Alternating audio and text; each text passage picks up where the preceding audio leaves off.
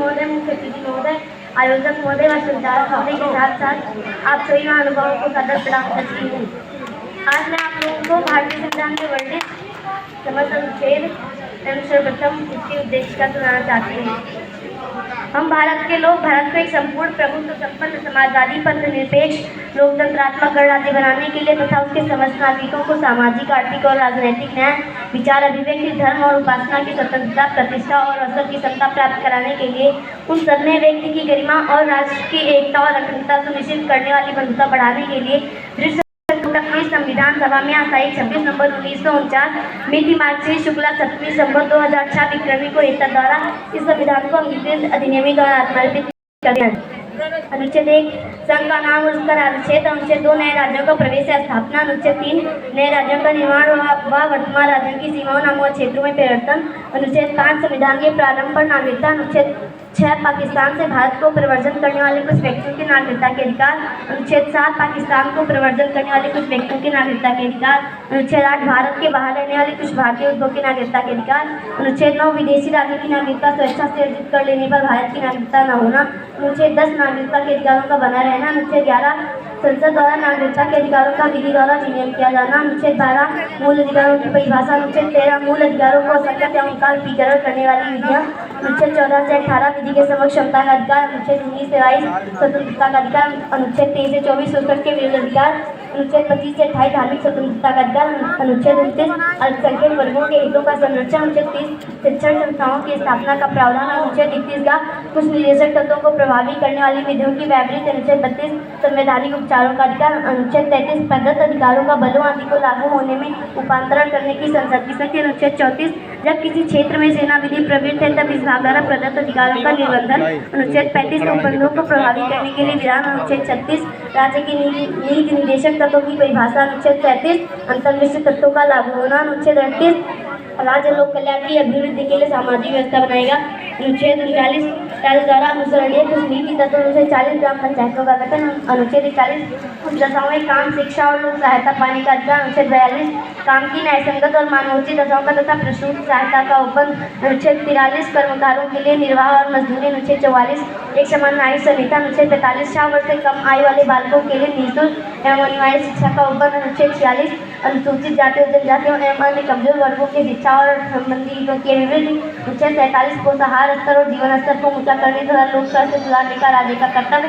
अनुच्छेद 48 कृषि और पशुपालन का संगठन। अनुच्छेद 49 राष्ट्रीय महत्व के स्मारकों, वस्तुओं और स्थानों का संरक्षण। अनुच्छेद 50 कार्यपालिका से न्यायपालिका का पृथक्करण। अनुच्छेद 51 अंतर्राष्ट्रीय शांति सुरक्षा की अभिवृद्धि। अनुच्छेद 51 का मौलिक कर्तव्य। अनुच्छेद 52 भारत के राष्ट्रपति का उल्लेख। अनुच्छेद 53 संयुक्त कार्यपालिका शक्ति। अनुच्छेद 54 राष्ट्रपति का निर्वाचन। अनुच्छेद 55 राष्ट्रपति के निर्वाचन की रीति। अनुच्छेद 56 राष्ट्रपति की पदावधि। अनुच्छेद 57 पुनर्निर्वाचन के लिए पात्रता। अनुच्छेद 58 राष्ट्रपति नियुक्त होने के लिए अर्हताएं। अनुच्छेद 59 राष्ट्रपति पद के लिए शर्तें।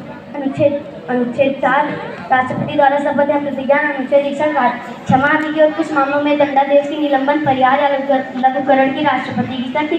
अनुच्छेद 62 राष्ट्रपति के पद में रिक्ति को भरने के लिए निर्वाचन का समय और आकस्मिक रिक्ति को भरने के लिए निर्वाचित व्यक्ति की पदावधि। अनुच्छेद 63 भारत का उपराष्ट्रपति। अनुच्छेद 64 उपराष्ट्रपति का राज्यसभा का पदेन सभापति होना। अनुच्छेद 65 कुछ आकस्मिकताओं में उपराष्ट्रपति द्वारा राष्ट्रपति के कार्यों का निर्वहन। अनुच्छेद 66 उपराष्ट्रपति का निर्वाचन। अनुच्छेद 67 उपराष्ट्रपति की पदावधि। अनुच्छेद 68 उपराष्ट्रपति के पद में रिक्ति को भरने के लिए निर्वाचन का समय और आकस्मिक रिक्ति को भरने के लिए निर्वाचित व्यक्ति की पदावधि। अनुच्छेद 69 उपराष्ट्रपति द्वारा शपथ या प्रतिज्ञा। अनुच्छेद 70 अन्य आकस्मिकताओं में उपराष्ट्रपति द्वारा राष्ट्रपति के कार्यों का निर्वहन। अनुच्छेद 71 राष्ट्रपति व उपराष्ट्रपति के निर्वाचन से संबंधित संसद के विषय। अनुच्छेद 72 क्षमा आदि और कुछ मामलों में दंडादेश के निलंबन, परिहार या लघुकरण की राष्ट्रपति की शक्ति।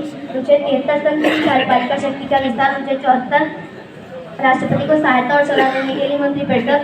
अनुच्छेद 75 संघ की कार्यपालिका शक्ति। अनुच्छेद 76 भारत का महान्यायवादी। अनुच्छेद 77 भारत सरकार के कार्यों का संचालन। अनुच्छेद 78 राष्ट्रपति को जानकारी देने आदि के संबंध में प्रधानमंत्री के कर्तव्य। अनुच्छेद 79 संसद का गठन। अनुच्छेद 80 राज्यसभा की संरचना। अनुच्छेद 81 लोकसभा की संरचना। अनुच्छेद 82 प्रत्येक जनगणना के पश्चात पुनः समायोजन। अनुच्छेद 83 संसद के सदनों की अवधि। अनुच्छेद 84 संसद की सदस्यता के लिए अनुच्छेद 84 संसद की सदस्यता के लिए अर्हताएं। अनुच्छेद 85 संसद के सत्र सत्रावसान और विघटन। अनुच्छेद 86 सदनों में अभिभाषण का या उनको संदेश भेजने का राष्ट्रपति का अधिकार। अनुच्छेद 87 राष्ट्रपति का विशेष अभिभाषण। अनुच्छेद 88 सदनों के बारे में मंत्रियों और महान्यायवादी के अधिकार। अनुच्छेद 89 राज्यसभा के सभापति और उपसभापति। अनुच्छेद 90 सभापति और उपसभापति का पद रिक्त होना, पदत्याग और पद से हटाया जाना। अनुच्छेद 91 कुछ आकस्मिकताओं में सभापति के रूप में कार्य करने की उपसभापति या अन्य व्यक्ति की शक्ति। अनुच्छेद 92 जब सभापति या उपसभापति को पद से हटाए जाने का कोई संकल्प विचाराधीन है तो उसका पीठासीन न होना।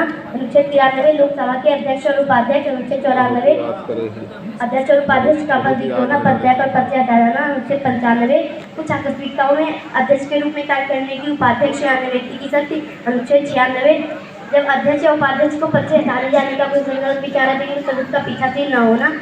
अनुच्छेद 97 सभापति और सभापति तथा अध्यक्ष और उपाध्यक्ष के वेतन तथा भत्ते। अनुच्छेद 98 संसद का सचिवालय। अनुच्छेद 99 सदस्यों द्वारा शपथ या प्रतिज्ञा। अनुच्छेद 100 सदनों में मतदान व्यक्तियों के होते हुए भी सदनों की कार्य करने की शक्ति और गठबोध। अनुच्छेद 1 स्थानों का रिक्त होना। अनुच्छेद 2 अनुच्छेद 102 संसद की सदस्यता के लिए निर्भरताएं। अनुच्छेद 103 निर्भरताओं से संबंधित प्रश्नों पर विनिश्चय। अनुच्छेद 105 संसद के सदस्यों तथा उनके सदस्यों और समितियों की शक्तियां विशेषाधिकार आदि। अनुच्छेद 104 सदस्यों के वेतन आदि। अनुच्छेद 107 विधेयकों के पूर्व स्थापन और पारित किए जाने के संबंध में उपबंध। अनुच्छेद 108 कुछ प्रथाओं में दोनों सदनों की संयुक्त बैठक। अनुच्छेद 109 धन विधेयकों के संबंध में विशेष प्रक्रिया। अनुच्छेद 110 धन विधेयक की परिभाषा। अनुच्छेद 111 विधेयकों पर अनुमति। अनुच्छेद 112 वार्षिक वित्तीय विवरण। अनुच्छेद 113 संसद में प्रावधानों के संबंध में प्रक्रिया। अनुच्छेद 114 विनियोग विधेयक। अनुच्छेद 115 अनुपूरक अतिरिक्त या अधिक अनुदान। अनुच्छेद 116 लेखानुदान, प्रत्यानुदान और उपादान।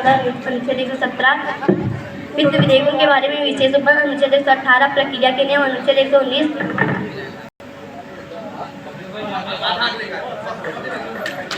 धन्यवाद। ये बहुत बड़ी बात है। ये जो पीसीएस की तैयारी करने वाले बच्चे इतिहास के होते हैं, नागरिक शास्त्र के होते हैं, उनको भी नहीं पता होता है। हम इस मंच से आशीर्वाद देते हैं कि आने वाले सिविल परीक्षाओं में बेटी आप तैयारी करो। जिस प्रकार की आपकी मेमोरी और आपका क्रम बिना हिचक बिना ब्रेक के आपका ये चल रहा है, ये गूगल और यूट्यूब करता है जो आप कर रही हैं। आपको पूर्ण रूप से सम्मानित किया जाएगा और ये खुशी की बात है जिस रिदम से आप चल रही हैं, आने वाले समय में आप बड़े स्तर पे प्रतिभाग करिए और समय सीमा तय करिए। समय सीमा में इस पे गूगल पे नाम भी होता है, गिनीज बुक पे नाम भी दर्ज कराया जाता है। मैं चाहूंगा कि इनके अभिभावक हम सबसे मिले और आने वाले समय में इस गुड़िया का नाम आगे दर्ज कराया जाए। ठीक है, आप यहाँ मंच पर भीड़ मत लगाइए। आप मिलो इस बच्चे को मंच वहाँ कुर्सी पर बैठा दीजिए। मौर्य जी, रंजीत कुमार मौर्य जी 100 रुपए का पुरस्कार दिए हैं।